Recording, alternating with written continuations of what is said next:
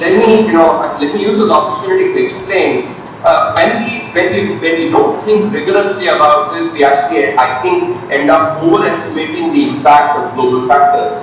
Here's why. Think about India's GDP. The GDP of any country is actually composed of consumption, investment, government spending, and net exports. And let's sort of look at this quantitatively. India's GDP, 60% of its GDP plus minus 2% actually is accounted for by consumption. And is this international? No, this is domestic, primarily domestic, right?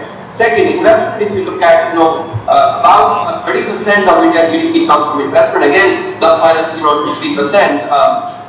That is also domestic. If you look at FDI as well, FDI around 1.5% of GDP is basically the current level of India's FDI, which is actually much smaller compared to domestic investment. So that is also domestic.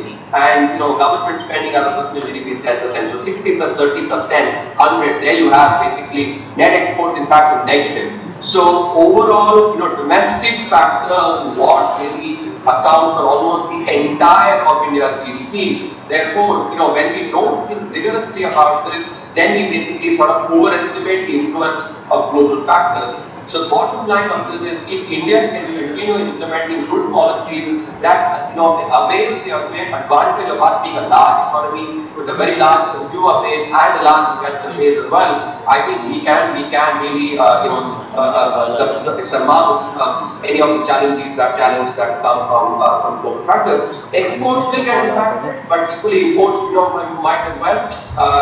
But I don't think overall therefore GDP growth should get impacted that much. I want to end by basically mentioning China, for instance. When the global financial crisis hit, China basically just redoubled good economic policies following the global financial crisis, and while the rest of the world was growing anemic, China was basically hitting double-digit growth for 12-13% following the global financial crisis.